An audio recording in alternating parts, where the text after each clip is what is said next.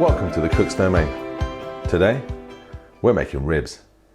And I'm talking about ribs so good, you'll never want to go to a restaurant here in the UK for ribs ever again. Give these a try. It's not difficult to do. I'll explain as usual what is going on, why I do what I do. Then you guys can understand the process and not just blindly follow. Then you can make changes and make it your own. The beauty of this recipe is that the results are guaranteed if you follow my method exactly. What I mean is, your end result will look and taste exactly like mine, 100% of the time. This is what this channel is about. Perfect, delicious food that you can make at home every time.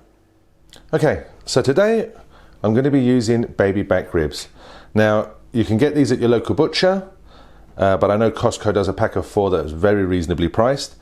But also, check out your local supermarkets. Sometimes they have them, sometimes they don't. But your local butcher is going to be the best bet because that's going to be the best quality. The first thing I want us to do is to get some kitchen towel and just pat it dry, both sides. Now, for those who know a little something about ribs, there's a membrane on the back of this, which we will be removing, but I don't like to do it yet. Now, I've tried every method you can think of to make these ribs, and I've basically figured out this is the absolute best, the most foolproof recipe. So bear with me. Take whatever you're going to use to roast your ribs in, so your tray, your pan, whatever, and put the ribs in. We're also going to add some aromatics. So a couple of bay leaves, 5 or 6 little cloves, a stick of cinnamon, and just a small amount of black pepper, say 10, 12 peppercorns, straight into there. Now we also want to add 2 tablespoons of salt.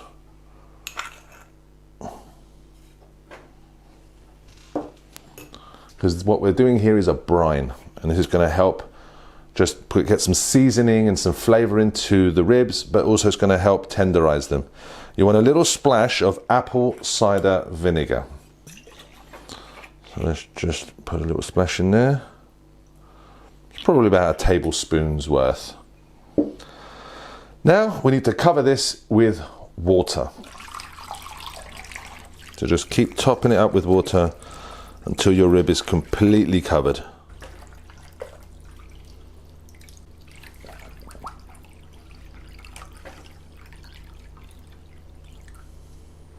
Okay, so I've completely filled it up with water, so the pork rib is completely immersed. Now, you can also add apple juice. You can fill it up completely with apple juice.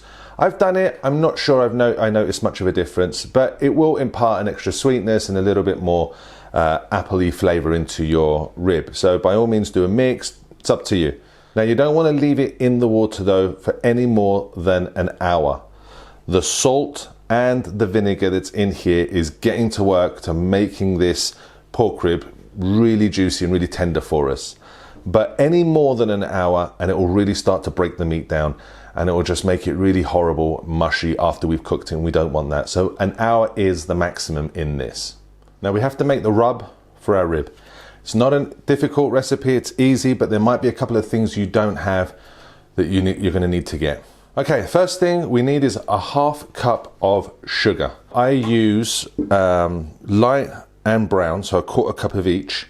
You can use just light, you can use just dark. I've done it with just dark, and I thought the flavor was a little too strong.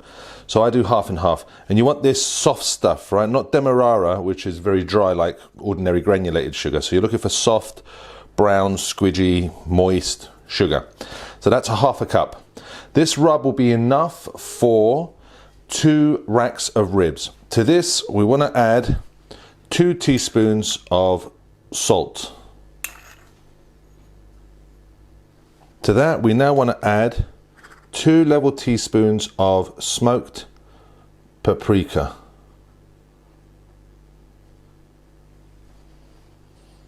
We now want to add to that 1 level teaspoon of ground black pepper, finely ground.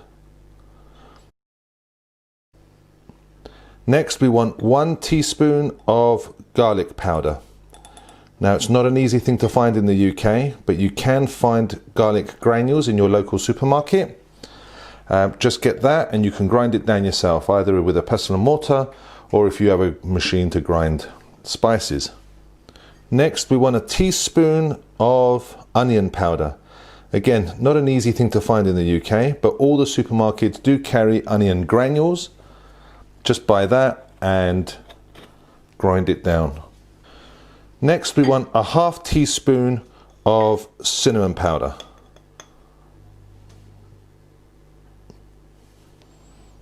We also want a half teaspoon of celery salt. Now, this isn't something most people have at home, but all the supermarkets do carry it, so it's easy to find and a lovely addition to things like this. So a half teaspoon of celery salt. We also want a half teaspoon of mustard powder.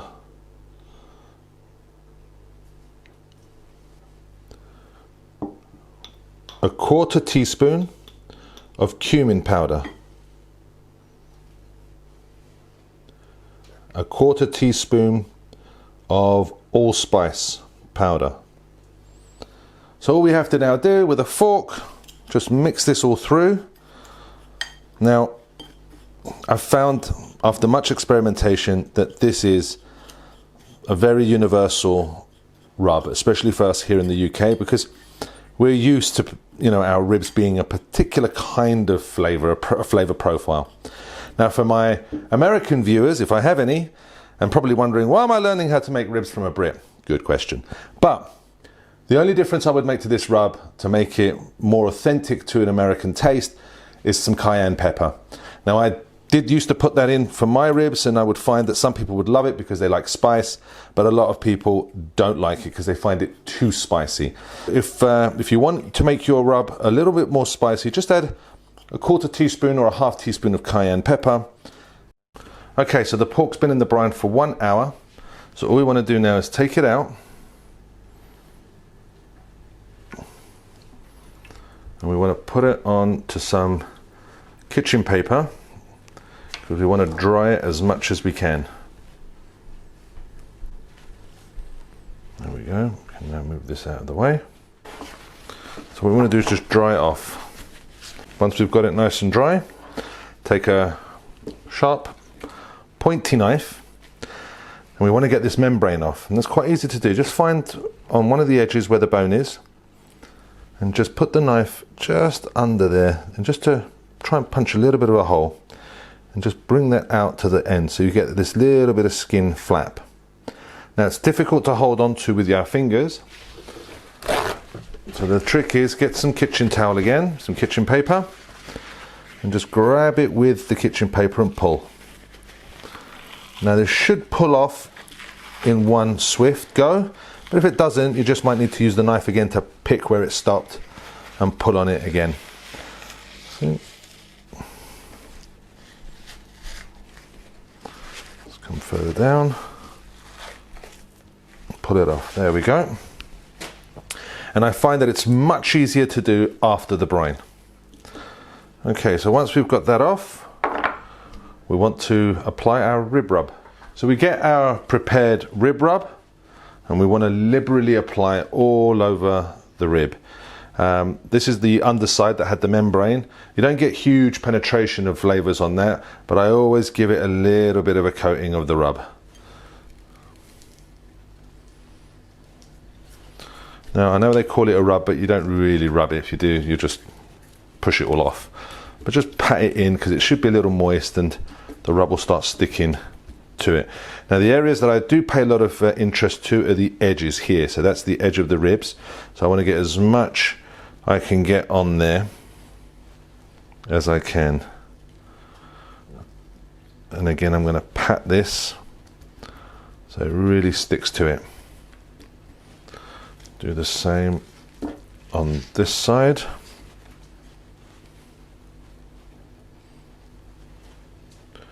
Just push it along, make sure it stays all in.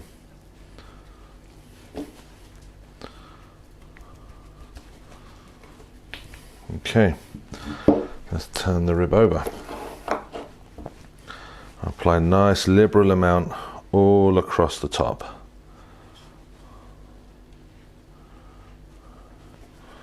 And again, just pat it in. Leave no area uncovered. It's going to make a bit of a mess on your board, but that doesn't matter. It's all about making tasty, delicious food. So really press it in. I want to get on this edge as well.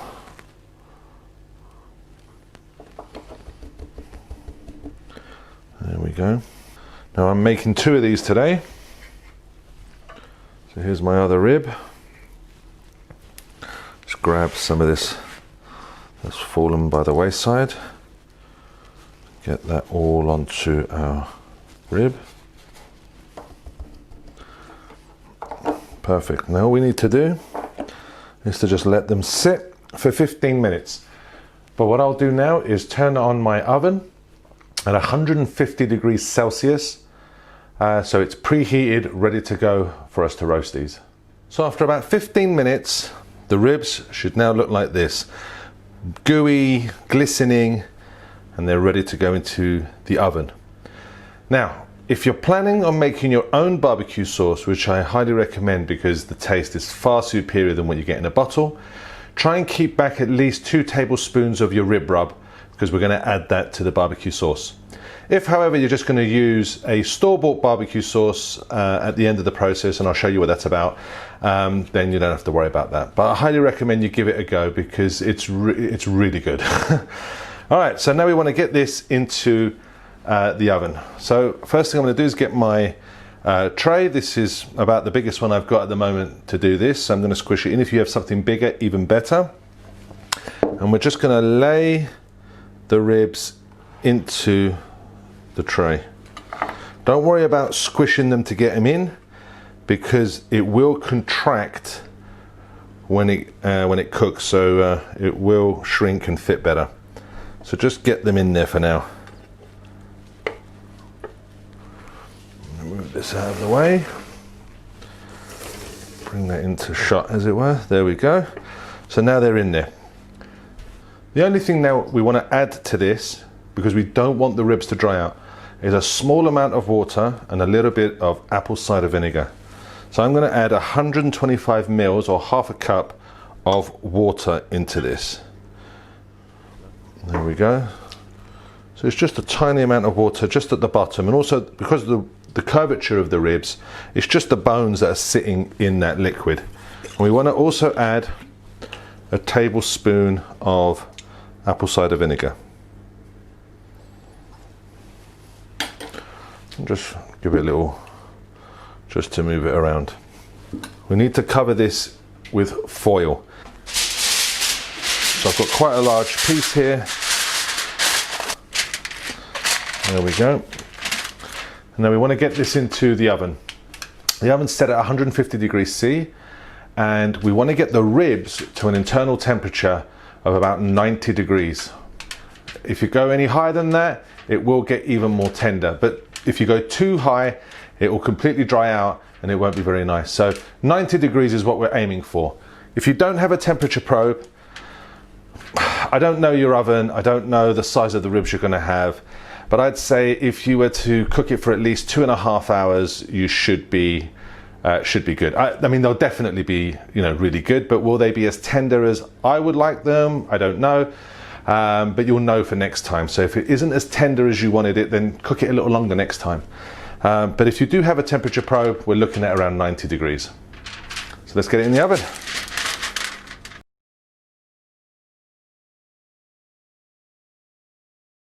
Okay, so we've reached temperature with our ribs. Now it's time to drain them and get some sauce on them. Let's have a look. There we go. And that's what it should look like when it's finished. Just drain the fluid straight out into a sink.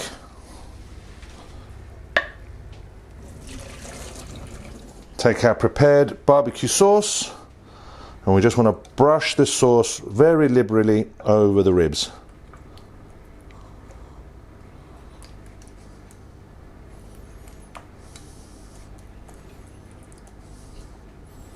Making sure we get it everywhere.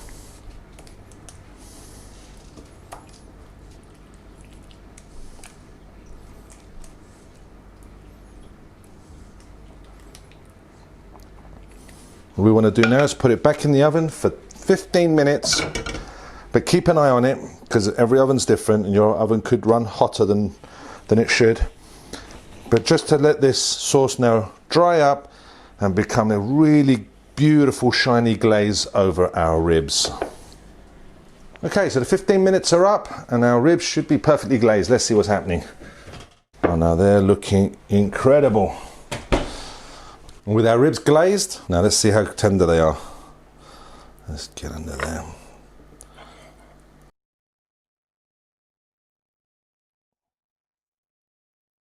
Look how easy that just breaks away.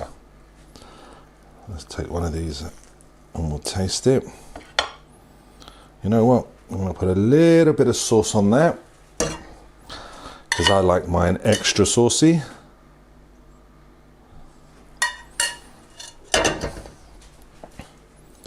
Okay, sticky mess. Let's go.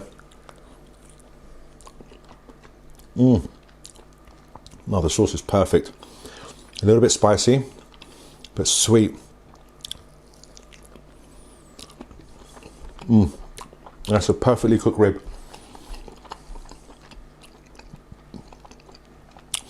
I hope you guys try and cook these at home, and I hope you enjoy them. Anyway, as always, thank you for watching.